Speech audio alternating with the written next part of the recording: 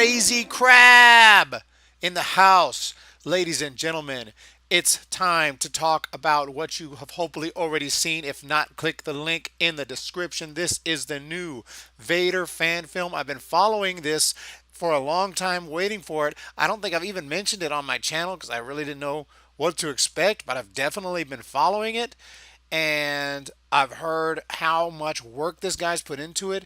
And this guy I'm talking about, Star Wars Theory, he's put so much work into this fan film, this Vader fan film he's been working on.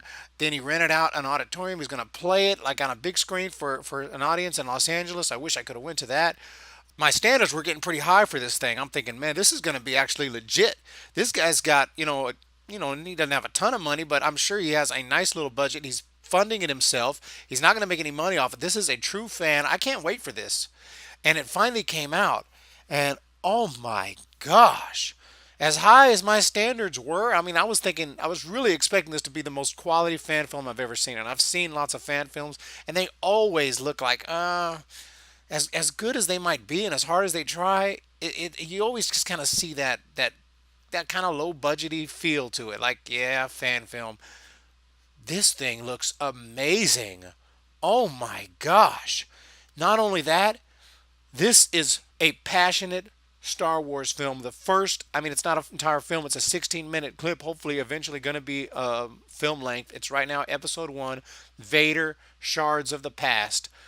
This was some real Star Wars right here. I can't believe what I saw when I watched this. I've seen it already multiple times. Every time I've watched it, it's gotten better.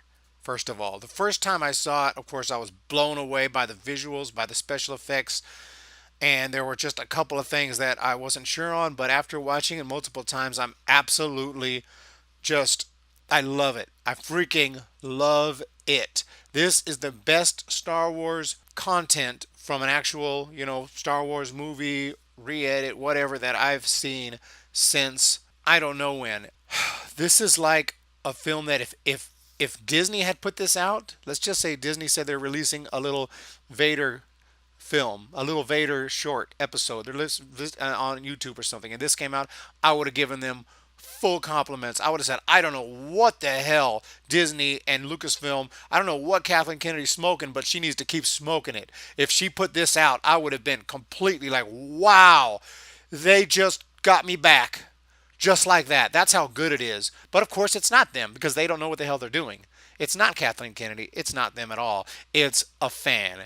And he's been able to create this amazing piece of art right here. This Vader fan film is absolutely amazing. So now that I have completely complimented it, let me get into the details. Kicks off with the fight scene which is badass, completely rivals the final scene of Rogue One, which I'm a big fan of Rogue One and I love that final scene. But think this one is even better. I don't know what about it. It's just raw, man. It's just awesome. This one is just really sick. I mean, they're both really good. I got to give credit where credit is due. You just really feel like some amazing special effects, but it just feels grounded at the same time. Like it's really like happening there. I can't really describe it. You don't see a bunch of, even though I know he used CGI, but it just doesn't feel like CGI. It feels like, I don't know. I can't even describe it. It's so freaking amazing. And then the story. What's the story about? Does it have any weight to it? This is something that I've always wondered about, because if you watch Star Wars, the prequels and then the original trilogy, you feel that there's such a disconnection between the original Anakin Skywalker and then suddenly he's this hardcore Darth Vader, and it doesn't really, there's something missing there, because it's not like he asked the Emperor, where's Padme, is she all right? Remember the end of Revenge of the Sith, and he said, oh, you killed her, and he got angry for a minute and he says no, and then next thing you know, okay, everything's fine now, I'm gonna do whatever you say, and then he's just Darth Vader. No, there had to be major conflict between Vader and the Emperor at some point. There had to be a major transition period where he was struggling with his past in order to try to become fully Vader, become full dark side. Anakin wasn't just gone just like that, especially after he finds out about Padme. There had to be a struggle here, and this shows it. There was at some point there had to be an argument between Vader and the Emperor. This shows it.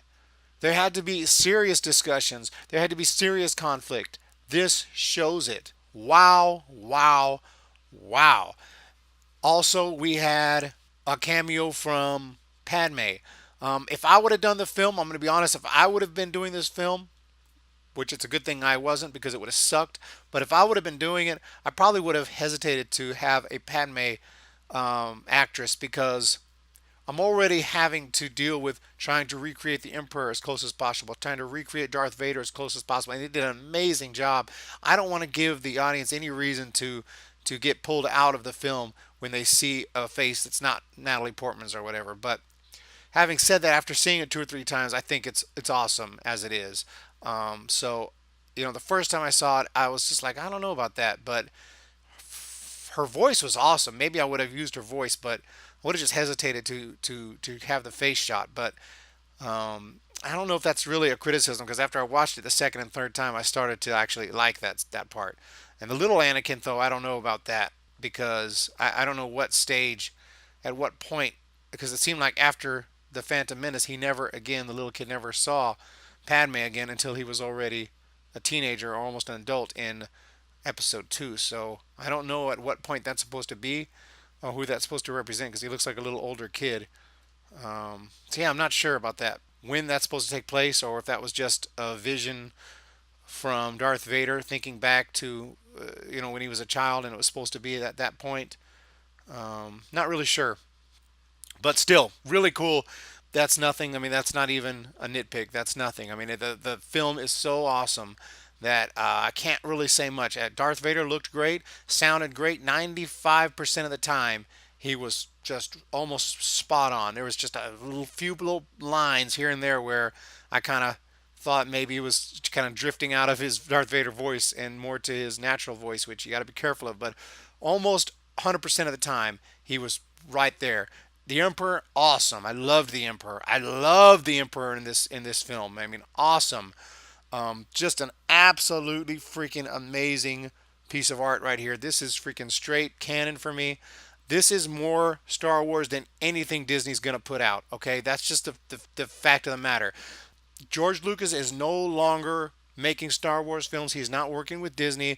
Who's working with Disney? Kathleen Kennedy and a bunch of her freaking drones. I'm just telling you, these people had nothing to do with the original trilogy. The only guy, yeah, Lawrence Kasdan came in a little bit and did some work, but they're very few and far between are the people who actually were involved in the original trilogy are currently still working on the Star Wars films. The people who are currently working on the Star Wars films, on the official Star Wars films, are a bunch of Kathleen Kennedys. I'm sorry.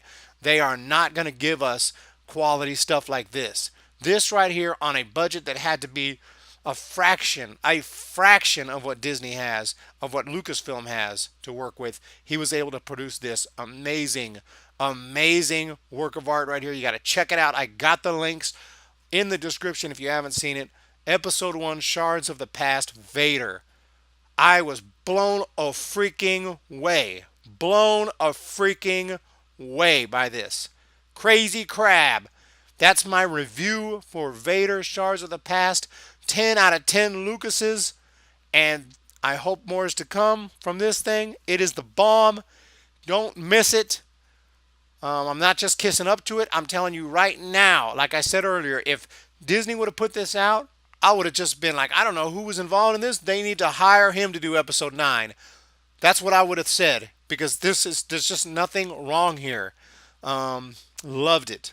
Loved it. Let me know what you thought of this Shards of the Past Vader episode 1. Like that video. Subscribe to Star Wars Theory. Y'all have a great day, and I'll see you next time.